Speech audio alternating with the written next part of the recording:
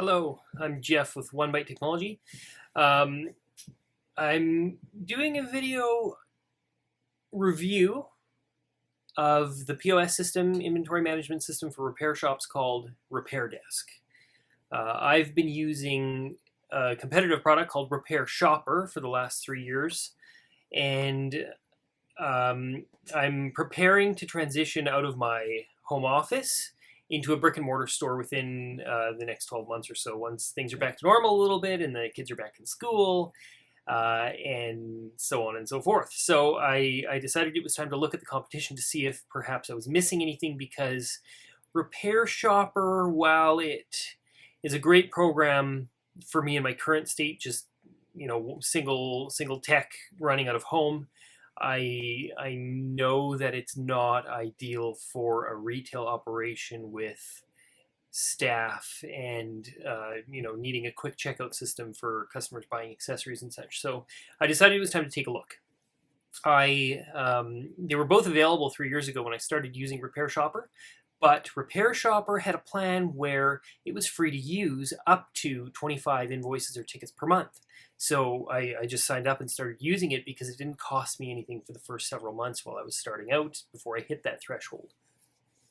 And to note, they don't offer that any longer. So now it's fair game for any new businesses looking to get us set up with the system. So before I was doing this full time, I was the sales and account manager and a little bit of support for a local company here in St. Albert called Canadian Retail Solutions. And there we dealt with retail store specific POS systems, inventory management systems. So there I worked with 4 or 5 different POSs and got a good feel for what works and what doesn't, and what I would need eventually in a tech-related business. So that's my background and why I was pretty picky going over RepairDesk. And they were kind enough to give me, normally they give you a 14-day trial. I think I pushed them for a little over a month, and they granted me that access so that I could dive in deep. And I have quite a list to go over. So I hope you find this helpful. If you're currently using RepairDesk, I hope you learned something new about it. If you're using RepairShopr, you may be tempted to switch over like I have. And if you're currently looking for a system and using neither one, then I hope this is helpful for that too, to help you make a decision. So RepairShopr, this is what we're looking at right now, is RepairShopr. It's really clean, it's straightforward to use. It was the perfect solution for me until now. It's good if you're starting off slow, or home-based repair tech, or a shop with just very little staff, or need to manage things like that. Like I said, I've used it for about 3 years, but now as I'm preparing for a storefront, it was time to switch. And RepairDesk turns out to be the winner for me. And I know there are other solutions out there, but RepairShopr and RepairDesk seem to be the two main, systems competition that most shops are using.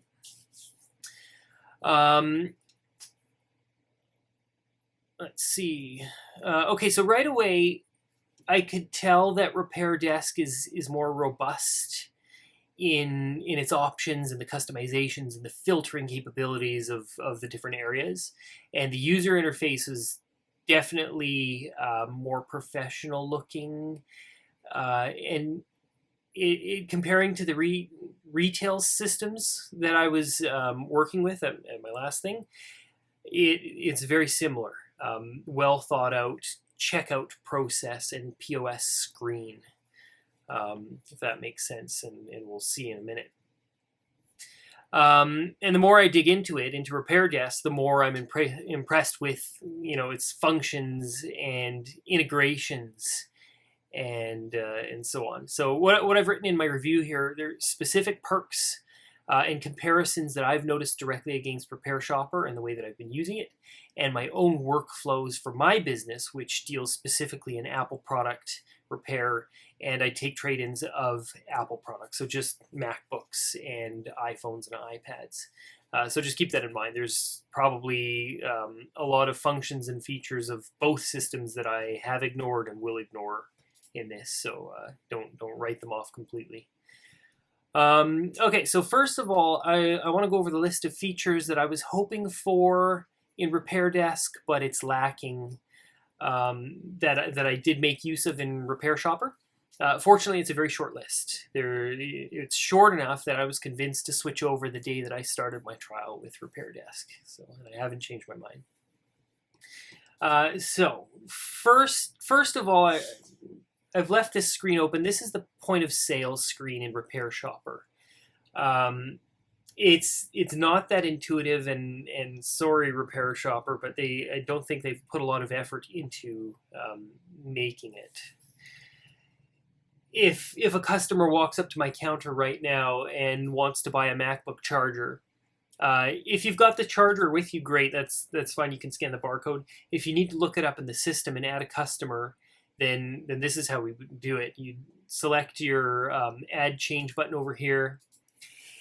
If you're searching for the customer name, this is one gripe with RepairShopr. It's half of a browser issue and half of, I guess, the way they use this field. But notice when I type in my name here, this in the background, this drop down is the customer in RepairShopr, and this is an autofill form in my browser, maybe for my contacts or something, but it always blocks what I'm trying to get at. If I take out more letters there, see it's giving me two fields and it's blocking what I'm actually trying to click on. So that's been super annoying over the course of my using RepairShopr all these years.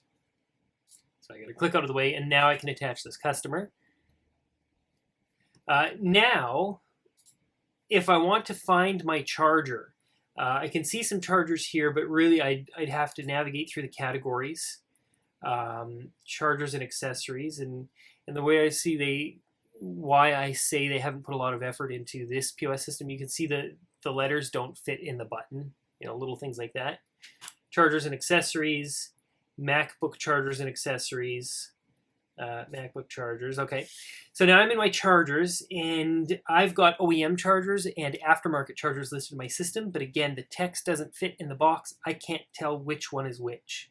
So that, and the fact that these boxes aren't lined up, it just doesn't look clean. So I've never actually used this POS area in RepairShopr. I disabled the button and I just re-enabled it this morning so I could do this video.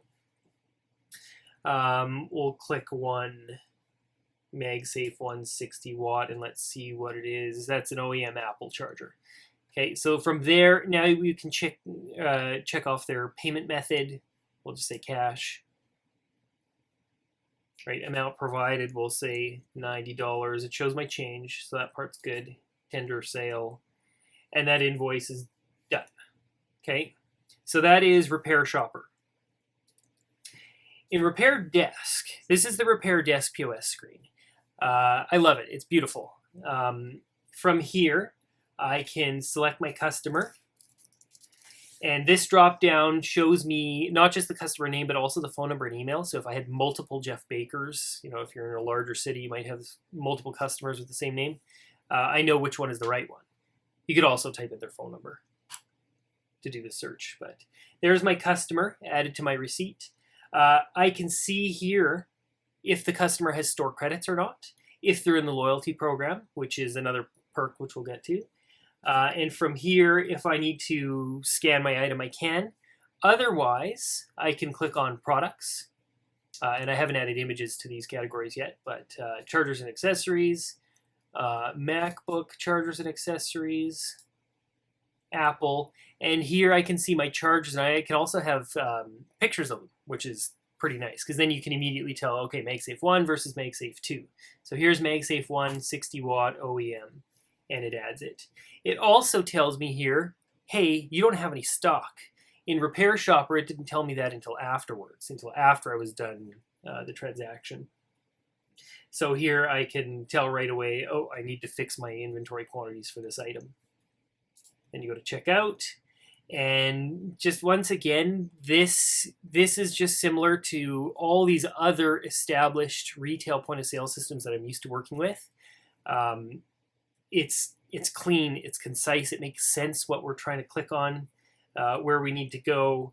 If they hand you a $100 bill, you can click the 100 there, it automatically inputs it. or debit or credit. I haven't set up debit here in this system, but there you go. I'm not going to save it because this is now the system I'm using live.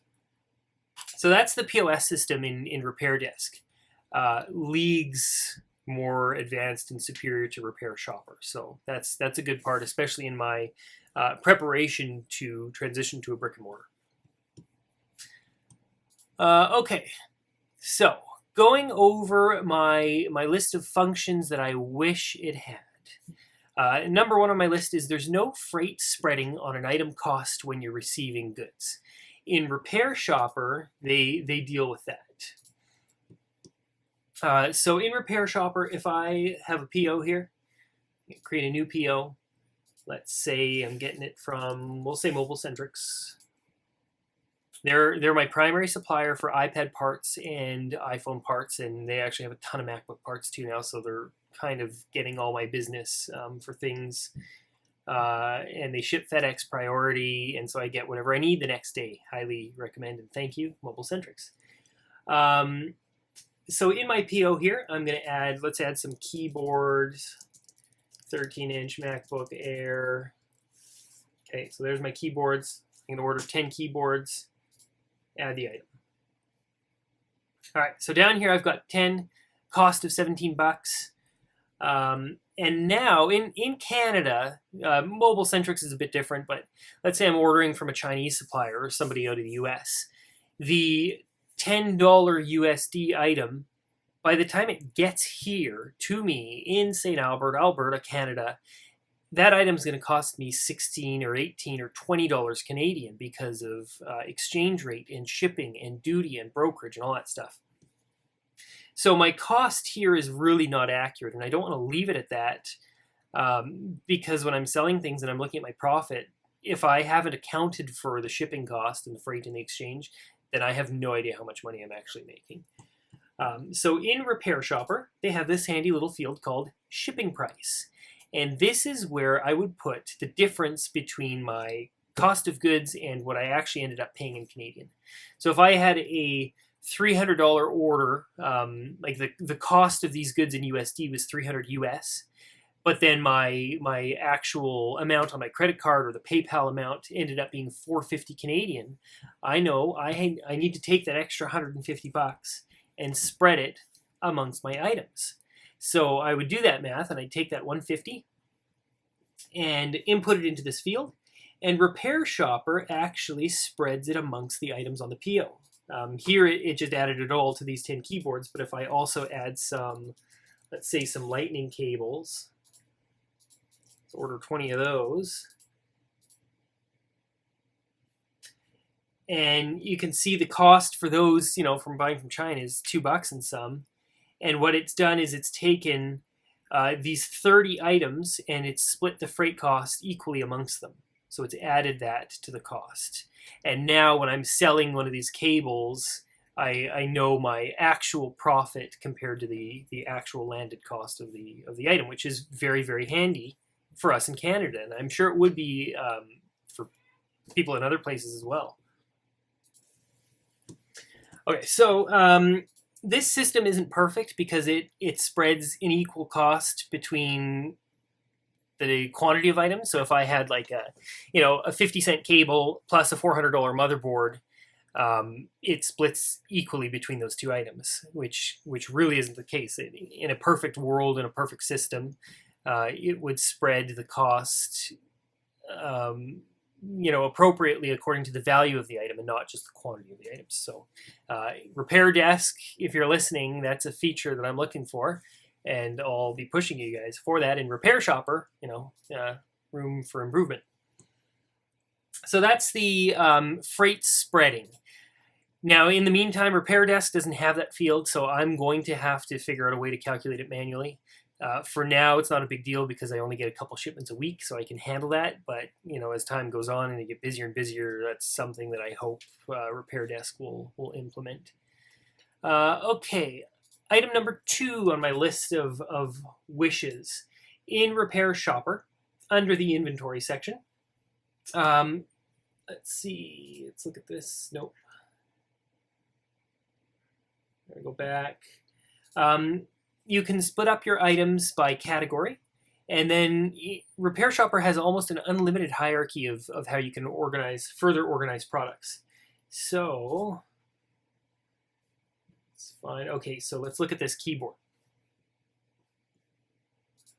So I have parts and consumables is my category, then MacBook parts and consumables, then MacBook Pro 17-inch. Right, so I have 3 levels narrowed down that this part is into, and in the settings of RepairShopr, inventory, preferences, there you can build unlimited hierarchy. You know, I can build a category or a subcategory inside this, and then another one inside that one, and so on. In RepairDesk, we can only have category and subcategory. So not a huge deal. I've made it work, and it's going to work just fine. But that's just one little thing. It might be helpful if they added a further one, a class or something like that, or subclass underneath the subcategory, just to help break things out a little bit further. Not a big deal for in-store, but more so my thinking is when it goes online for my website.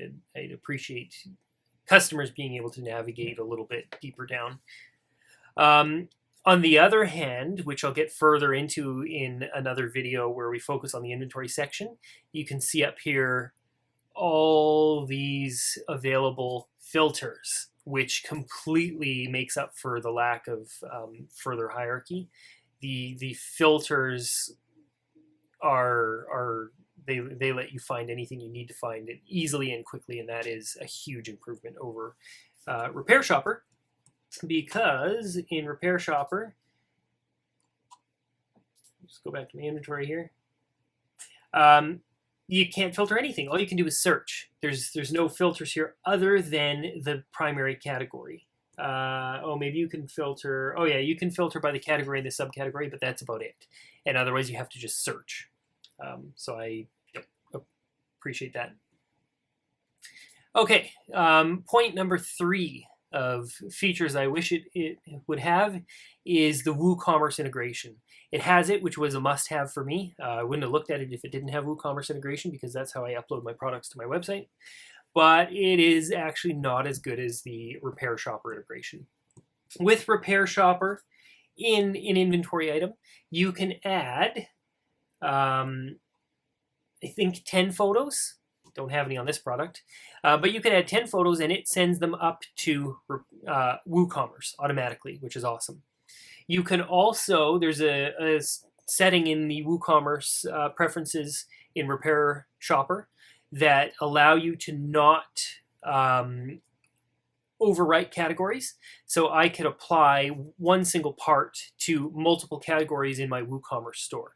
So that was useful if the same part applied to different models. I could assign them to both. But the photos is a big one because not so much for an inventory item like a keyboard, but for my used products. It's super important to have as many photos as possible. And RepairDesk only allows you, oh, not that one, under trade-ins, let's look at this item, only allows you to have a single photo. So that's not that great. There is an option, and I haven't played with it too deeply, so it is possible that I can make this work. But there is this option here to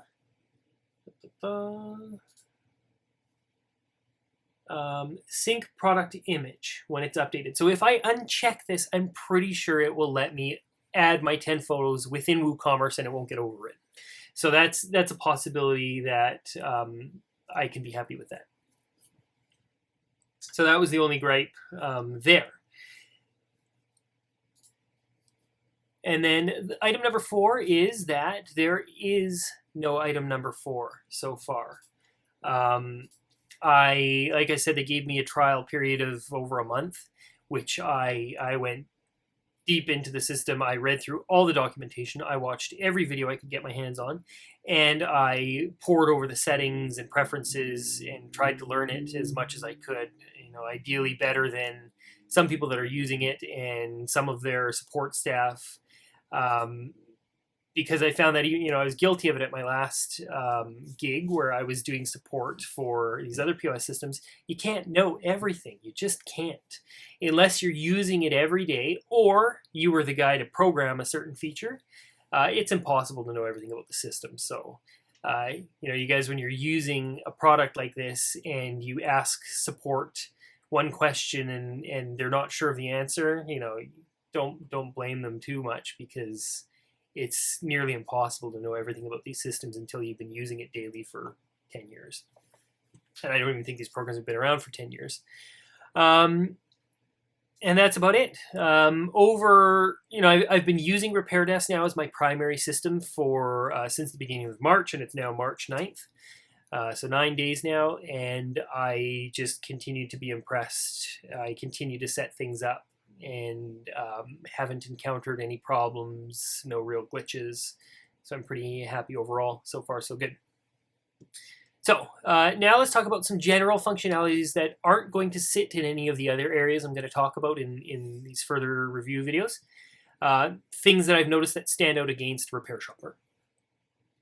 And I apologize to RepairShopr if some of these functions maybe do exist and I just didn't notice them, didn't know that they were there or how to use them or whatever. So I apologize if that's the case. Really not trying to beat up on RepairShopr, but I just ended up being very, very impressed by RepairDesk. So the first thing that pops up on my list here is internal wiki. RepairShopr does also have an internal wiki. I've never used it. I don't really have a need for either of them right now. But once again, when I get into my storefront and I have staff that are going to have questions and I need them to follow processes and procedures and such, that will be important for them to have easy access to that. In RepairShopr, if I recall, here it is. So you have to go up into this menu. Oh, sorry, hang on. Let me move myself out of the way. So you have to go up into the menu up here, and there's Documentation Center. Okay, so they have to navigate here to get to the internal wiki to learn how to do things. So you need to navigate away from whatever it is you're doing to get there. Back. Okay, so now in RepairDesk, at the bottom right here, I'm not sure if we can see that.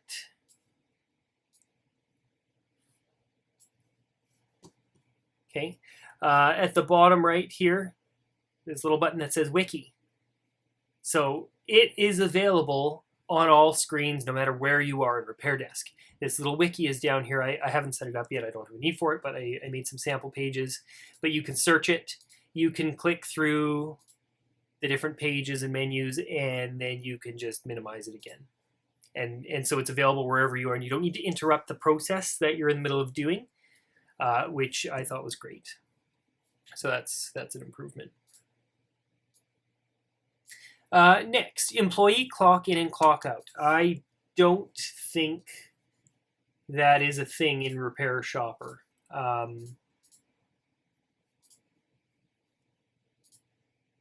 Oh, time clock. Okay, so there is a time clock. I didn't look at it too closely. I apologize to RepairShopr. So there is a time log, okay? In RepairDesk, clock in and out. Once again, it's you can log in and out with a PIN. I just liked this setup, like the interface is just cleaner and more professional. So that was something that I added to my list there. Okay, next was the referral program. In RepairShopr, they have a referral program listed under their integrations.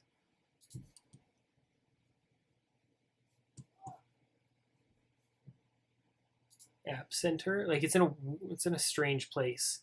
And in order to refer someone and get a recurring discount, you have to email them, and the contact for the email isn't even here. So that's something that eventually I did send a few referrals, but if the person I had referred hadn't set up their account yet, then the RepairShopr reply was, sorry, they haven't set up an account yet, check again later. And that was it. Right, so eventually I just stopped bothering with referrals in RepairShopr. RepairDesk has a great referral program. It's in the top menu here, and it says, oh, once again, sorry, gotta move my cell phone away. From your top menu in RepairDesk, tell a friend. So when you click on that, here you can invite people by email right from within, or there's an invitation link. And of course, my referral invitation link will be in the notes of this video. So please click that if you're considering trying out RepairDesk. I would appreciate that. And then, of course, you list $70 on each referral. All right, so that referral program is lovely, easy to use. Okay, next on my list was loyalty program. So I get a ton of customer referrals in community Facebook groups and stuff like that, or friends of friends. I get texts and calls all the time that say, hey, my friend so-and-so told me to call you because I need my phone fixed or something like that. So that piqued my interest. They have a loyalty program. So customer loyalty program. It lets you set the amounts, like the percentages, which is good. You can set up a bonus loyalty. So when they first sign up for the program, they get a $5 bonus. And then the referral loyalty is a big one. So when you are checking out in the POS, there's a how did you hear about us field. If you select referral, because you'll have to ask them, they'll say, oh, my friend so-and-so referred me. So it lets you enter the customer name there, and then it will grant them this referral bonus. Okay, so that loyalty program right now is great, but when I have an brick and mortar store competing with the other few that are in town and the mall kiosks and so on and so forth, I think that will be pretty valuable and useful. Next, gift cards. RepairShopr doesn't offer gift cards at all. RepairDesk does, so I'll just leave it at that. Not that gift cards are something that everybody wants for Christmas from a repair shop, but just having the capability is a bonus, just in case. Okay, the next huge perk that I noticed is in a ticket. Right now, when I send an email update to a customer in a repair ticket with a, hey, do you approve this, or hey, your repair is done, or whatever, I send the email and it goes straight to their junk folder. Most people don't get those emails because it's in their junk folder, and I check my junk mail every day. It turns out a lot of people don't. So I end up having to call them or text them, and they say, oh yeah, it's in my junk.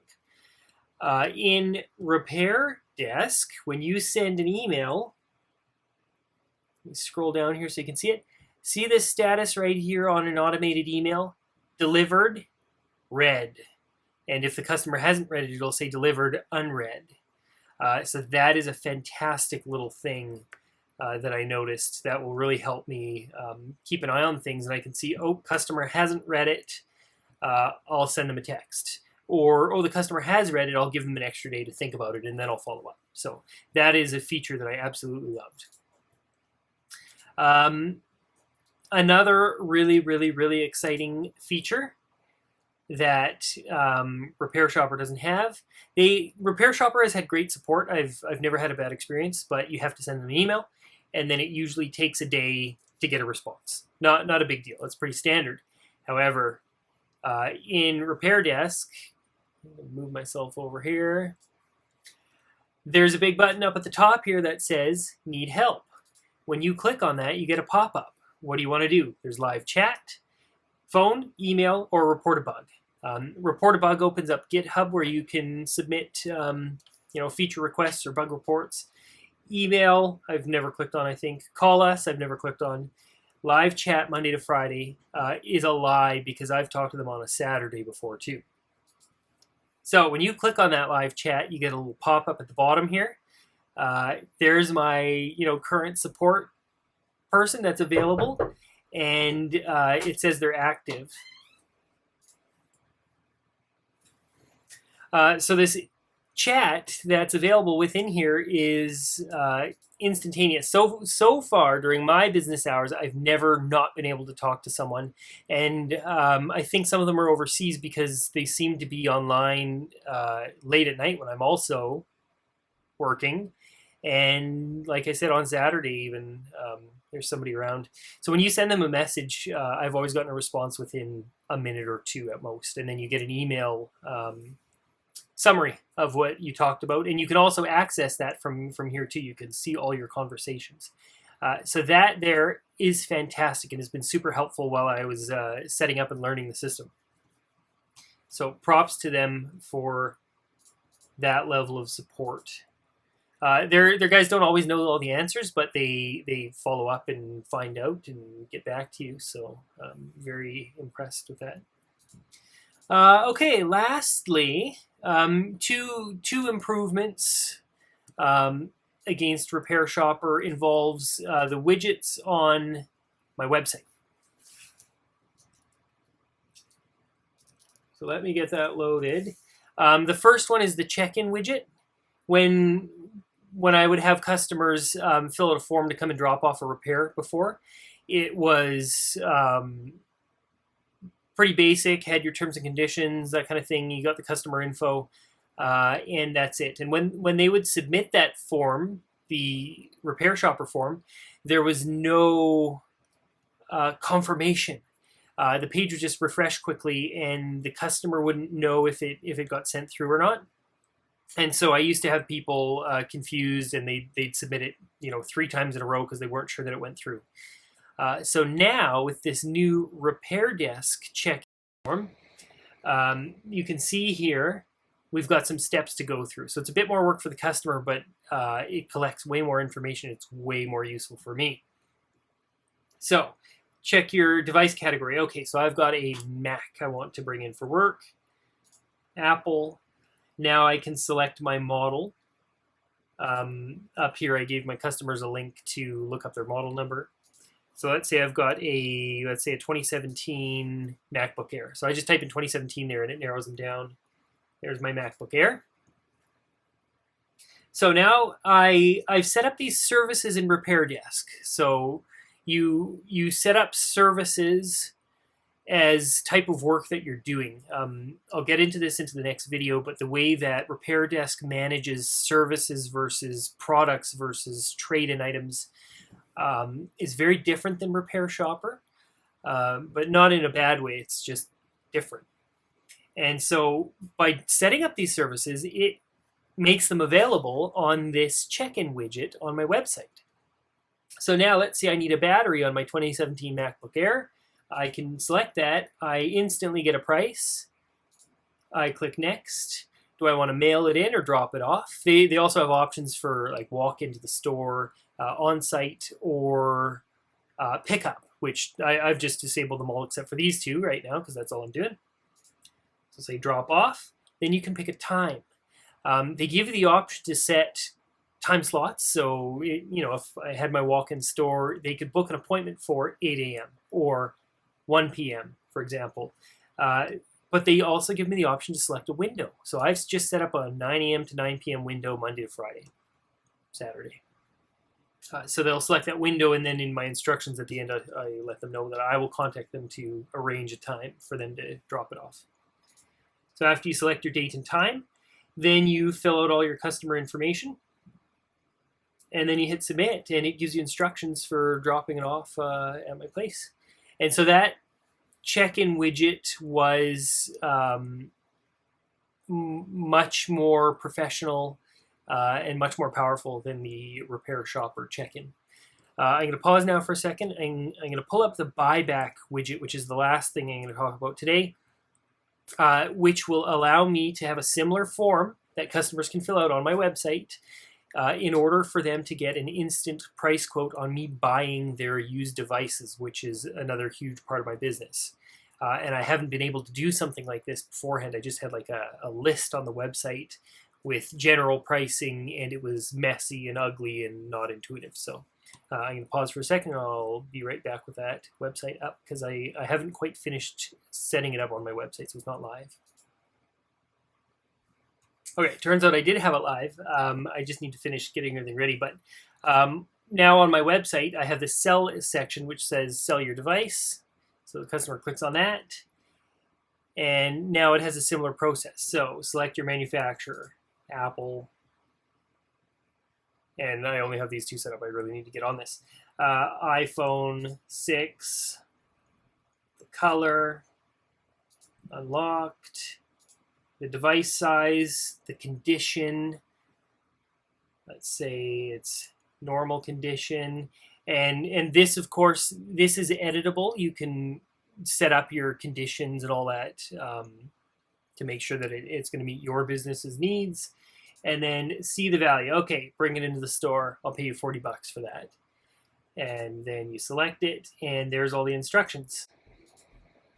And you fill out your information. Last general item I wanted to talk about for today's video. Have quite the list and quite the series to go over here, so I'll probably have a series of videos. And the reason I'm doing this is because while I was checking out RepairDesk, there are how-to videos. Like RepairDesk has released instructional videos on how to use this screen or that screen or whatever. But when it comes to the vendor showing off their product, what they show you is not always necessarily how I'm going to use it or how you're going to use it. So I'll be going through some processes of how I'm using it in my business so that you can see, maybe tell if this is the right product for you as well. Because you'll be able to see the start to finish process on how something is done, like creating a repair ticket, creating an estimate, organizing your inventory and filtering for things. So I really hope this is helpful. As I mentioned earlier, my referral link is in the comments below there, so make sure to click that if you want to check out RepairDesk. I would appreciate it. Makes my time worthwhile. And I also want to see how that tracking internally works out. Yeah, I hope this was helpful. Feel free to leave any questions or comments down below, and if you want to see anything in particular, I will make sure to touch base on it in the following videos. Once again, my name is Jeff with One Byte Technology in St. Albert, Alberta, Canada. Thanks a lot.